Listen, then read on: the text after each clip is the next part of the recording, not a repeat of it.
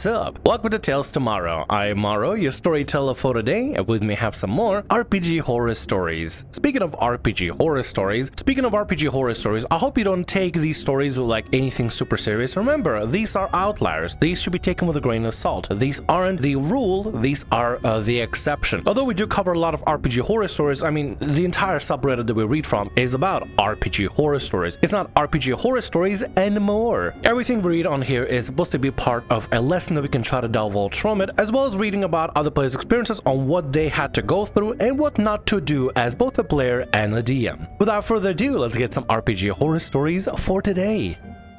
Warning, certain Roll20 players looking for a game don't like being turned down. Throwaway account for throwaway reasons. I recently had a player leave our online 5e game because of a time change. Due to this and the player being sporadic on their playtimes, I had to upload a listing to Roll20 which had time changed 3 times. The player applies by taking the application offered and then filling in the bare minimum and stating for character that they don't want to share a single thing. They'd asked twice in Q&A about the time shifts and I had answered them the second time, which was an hour before my players had decided on one of the applications to join us. I then received this after messaging all the other applicants and them to let know that they sadly won't be joining us. Another note, they put down their ages somewhere in the 30s to 40s and sent this before deleting the original application. I think they may have lied about their age. So to recap for the sake of context, they basically have a group, they're missing a player, they want to get somebody in, they're posting an LFG on Roll20, and they have different timetables they basically want to go for. They have a couple of applicants, couple of times available, and they kind of change the time around because, well, maybe it works sometimes, sometimes work better than others, and they want to find a good fit for the group. Of the one person that barely put any bare minimum for the application, and what they say. Letting you know right now, I read briefly about it, but this person gets a little unhinged, so warning ahead of time just in case. Oh, the group has decided not to go forward with the application. Only once I grilled you about moving the date twice already, not having picked one for a week. Impeccable timing.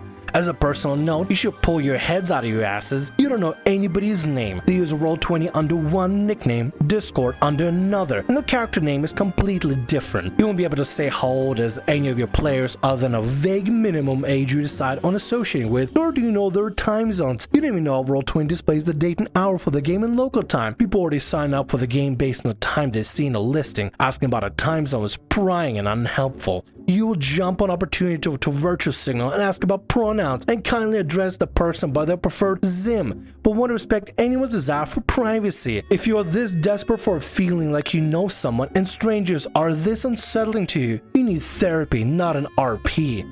Why is the entire group deciding on my application? Why are they metagaming about my backstory? What if I want to keep it a surprise? What if I wanted to play a character that's slow to trust, but fiercely loyal once it feels like it belongs? Now you've ruined the genuine experience. There's a game system where one of the origins is named, none of your freaking business. What makes you think I need to submit a novel about a past to you to be able to make a decision about the now and the future? You seem like the kind of artist who will try to excuse themselves by saying it's just a game when you make a crap ruling, yet will insist on deep friendship to even start rolling dice to hit a wyvern, and people like that are the reason others lose interest in pouring their hearts out to just kill 3 hours a week somewhere. Wow, what a tantrum. From a 30 to 40-year-old individual, bad children do exist, so yeah, it's believable, very much believable. I guess we could probably go through the text and talk about some stuff. Asking about time zones and local time zones is a very normal thing to do and isn't for the sake of like privacy invasion. I have friends from different parts of the world, and sometimes whenever they introduce me to friends of friends, it's difficult to tell where they're going to be, which part of the time zone they're going to be in whenever we try to schedule out for different sessions or social events or anything on VR chat or just really anything at all. When we want to do something when it comes to dealing with people from across the globe, everybody's going to be different time zones. Asking for someone's time zone is not asking for someone's privacy or prying to someone's privacy. There's nothing wrong with that. All I need to know if you're US East Coast, West Coast, somewhere in the middle, maybe in Europe, GMT +1, +0, +2, whatever. Maybe on the other side in Australia, I don't know. Just so I know how to plan around the sessions and what is a good timing for you so we can get the time that works for everybody. There's nothing wrong with asking about your time zone. I'm not asking for your address or your pictures or anything. I just want to know which time you're in so I can try to adjust the timetable for the session that fits everybody. How is that trying to pry for someone's privacy? Also, yeah, asking for backstories and character character design kind of important, and as a group they should be deciding together whether they want a specific player and their character to be in the campaign. Yeah, sure, they're probably gonna end up reading your backstory and stuff, but like, you just keep it vague and brief and maybe talk to the DM later about more details on it. It's not like you're writing some sort of secret to try to keep from everybody else. In fact, I think some parts of the backstory could totally be divulged to everybody else, and then you could talk with the DM about some sort of like a secret stuff that you got going on a little bit more on a personal side on the sideline. But like, it's just part of the application process. You're submitting yourself to a group of strangers that don't really know you and you don't know them. You're putting yourself out there about your experience, your time zones that you're available for, and the character you like to bring in for this campaign that may or may not fit the campaign. And as a group they decide together what they want to do. And this guy just got so upset simply because they weren't picked and suddenly has to do personal attacks on them. It's none of your freaking business. Well, if you're not gonna put down details, how are they supposed to know whether you're a good fit? Or maybe with this fit specific, this specific like hissy fit, they know you're not gonna be a good fit. Anyway, let's get to the next story for today. Bullies mess with me and then accuse me of having an affair with a DM, but he is my cousin. This is my first post ever, and I thought about not posting this experience, but my friends and some people on YouTube assure me that might help my frazzled nerves when I think about it. Sorry if it's long, on my phone, and hopefully the tag isn't long. For this story, there's me, DM, my cousin, it becomes important later, and 3 players, Cleric, Paladin, and Druid.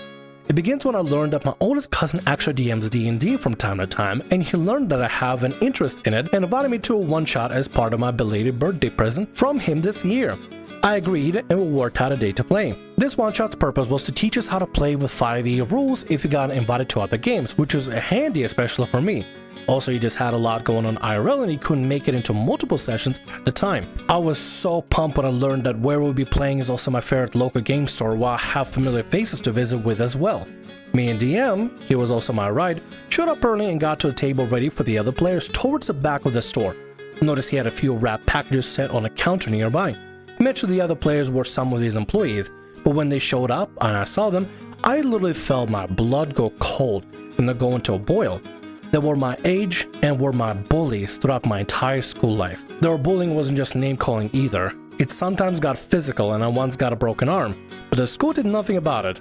That story's for a different tab. Ooh, this is a rough situation to be in. Your cousin invites you to DM for your birthday, like for the very first game ever, and turns out the other players are your actual bullies. Well, the only thing to do is to see how this transpires. I didn't want to cause a scene, and they seemed surprised to see me, but acted as if they didn't know me. When we sat, I made sure to be closer to DM out of habit when I felt uncomfortable. For context, DM and I aren't really that close, and he never knew I was bullied in school since we just never talked much before. We create our characters with DM's help. An elven cleric, wood elf druid, human paladin, and I, a male rogue, kobold, which got looks from the others since I'm female. DM started us off meeting in Scholar's office to see about taking a job of going into the vault of noblemen to nab an artifact they think is being used to control the common folk of the city. We agreed and I chimed in asking, do we get half shinies now and the other half later? I hear a scoff from Druid and he says in the most condescending tone I've ever heard, as if you need gold, lizard. I then point out in character, we'll need shinies now for supplies. I doubt you have any with living in the woods and sleeping with rabbits like stuffed toys. Druid full glared at me above table. I only court a brow at him. DM that says the scholar finds it more reasonable to make a down payment for this to motivate us. He then describes the vault is in the forest and disguised as a cave. It's a basic one, and it's only a front as well. The area we would need to go to is actually further under since previous hires scouted the vault and discovered a secret chamber underground. But inside the chamber, the artifact is on a higher pedestal of some sort with a magical field around it.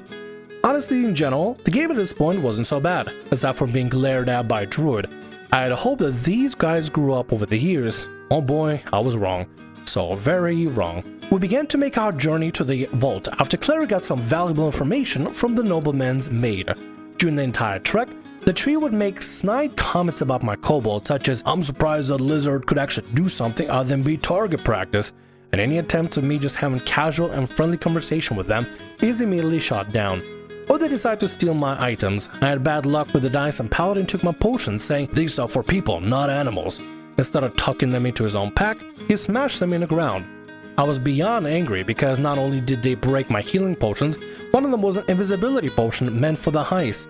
those smirking after the potions are smashed. I'm kind of hoping the DM actually speaks up here because this seems like a really bad manner thing to do at the table. Actually, the DM actually does speak up right then and there, but Jesus Christ, these guys are just dickheads for the sake of being dickheads. DM spoke up saying how angry I was getting and said, if you do anything else like that, you kick from the table. No exceptions, Paladin. This is supposed to be fun, not irritating. Thol nodded but glared at me again for being scolded. DM is doing his best to not be biased to anyone, but I know he isn't the type to pull up with any unnecessary BS like what Paladin pulled. I don't think there's anything biased about saying, hey, you're being a toxic player, cut it out, or you're removed from the table. The whole point of D&D and TTRPGs is to work well with the party. A little bit banters, a little bit of like rivalry and stuff. That can also be fine as long as players are cool with having that sort of dynamic. But smashing potions and just being antagonistic and toxic for the sake of being antagonistic and toxic is not going to make anything better. There's already a situation where 3 other players want to bully the one player in game and out of game, and that's messed up. You know, OP, I honestly feel like you probably should have taken the DM aside and be like, yo, so these guys are bullies. They actually like done stuff to me and broke my arm and stuff and everything. So I don't know if that's gonna be a good idea to play with them. Honestly, I feel like y'all should have just stepped aside and had this conversation. After that, the trek is uneventful and silent. That is until we stumbled on a group of guards that decided to play hockey, I don't know, rather than guard the vault when they were supposed to. I initially tried to convince them that we were just passing through while also stubbornly trying to ask which way they came from. Then Cleric butted in and said, don't listen to the monkey lizard, he doesn't know any better. After a failed deception roll from Cleric since he took over the conversation, we roll initiative. Unfortunately, I got the lowest roll, so my turn is also after the enemies. We're all learning our attack and damage rolls and what dice to use as we go. I use my turn to take cover so I can try and flank the guards. When Paladin's turn come about, he would move to where I was and be almost right on top of me and would say, oops, sarcastically, when his character would dunk kick mine for no reason. DM then said, it would be helpful if you weren't right on top of Rogue, these guys know spells. Try to say that it was the best vantage point for him on the enemies, but it sure as hell wasn't. When it was the enemy's turn, Paladin made sure to get their attention and one of the enemies was a wizard. The wizard cast Fireball and I have to make a saving throw. I fail and get hit. The entire combat instance was like this. When I moved, either Paladin or Druid would be on top of me and mainly try to get the wizard's attention to cast an AoE spell to hit me as well. Thankfully, DM caught on to what they were doing and made the wizard retreat to the vault to protect it, leaving us with only the melee guards. Though only 3 of them, and we took care of them fairly okay despite the others not helping much. What is the level of the game you're playing? Because for new people getting into D&D, having wizards cast Fireball in a party, that's kind of a lot. Y'all level 5 or something? Is that good to do for like a, is it good to do for people that are learning about the game? I would say maybe level 3 might be pretty good because like you understand your subclasses and everything, but maybe level 5 won't be that bad. I don't know, seems pretty advanced. Either way, let's continue. After the combat, I tried to get Cleric to heal me since he refused to in combat. All of my potions were smashed by Paladin, so I had to go to him. He smirked and said I had to beg. I glare at him and DM calls for a small break. He had to get up and use the bathroom, and I always sigh and rub my temples from the headache I was getting with these guys. Then I get asked the most outrageous question I was ever asked by Druid. Are you freaking DM? I was so caught off guard that I choked my drink and once I got my breath back asked, I'm sorry, but what? Drew repeated the question, are you too stupid to hear right? Ask if you're freaking DM. Now, what in God's green earth makes you think that of all things? This is what Paladin chimes in. We saw how you got closer to him. Are you that much of a hoe? With all this, I just began to laugh, which seemed to only irritate them. Well, one of them threatened to call DM's wife and tell him about the supposed affair, but I got my phone out and said, I'll do it for you guys. Yep, I have DM's wife number programmed on my phone. I rang a few times and she answered, even asked how the session was going. I had the phone on speaker and then said, it's going okay, wife. Hey, do you know that I'm apparently having an affair with your husband? She was confused and then Druid tried to spin a tale how they found out about it, but even she began to laugh very loudly. This also upset them and Cleric went to the packages that DM brought. One of them had my name on it and he throws the package outside and into the streets before I could try to stop him. It's a very busy street since we're in the heart of the city and packages got crushed by passing cars. I was honestly more shocked that they were being so childish. I asked them, do you guys ever grow up to high school? Wife was still laughing over the speaker. DM came back and quirked a brow and asked what's going on. Wife answered while still laughing and said, babe, these guys actually think you and Rogue are sleeping together. She then hung up. DM's face is bright red when he looks at them and says with a sharp tone, Rogue is my cousin! Why no frick would you guys even think we were sleeping together? You think that low of her and me? They were trying to look away from him now that they knew they crossed the line. Then he looked at the packages and noticed mine was gone.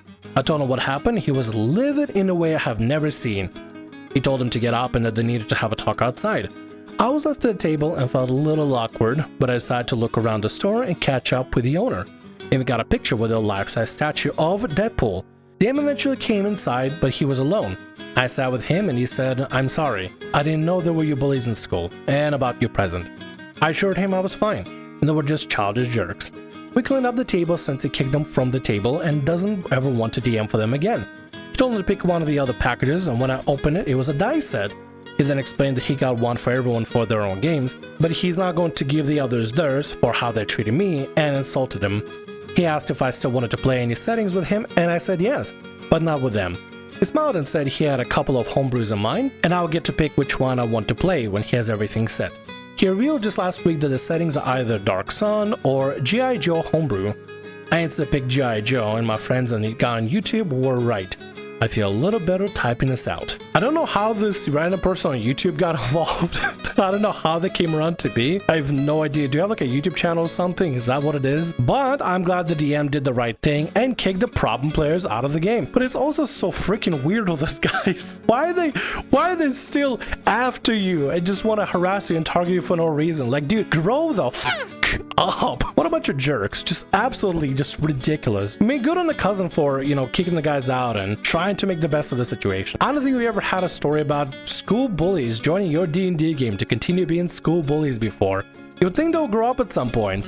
But at the same time, like I said earlier, some people are just man children and they'll just never grow up. And with that, that's gonna be all our stories for today. I want to thank you very much for watching, and thanks so much for being here. If you like what I do, consider subscribing to the channel and leaving a like. Also, if the RPG Horror Stories ever goes down, or if you want to submit your own personalized horror story, email is down in the description below. I'll see you again in more Tales Tomorrow. Bye-bye.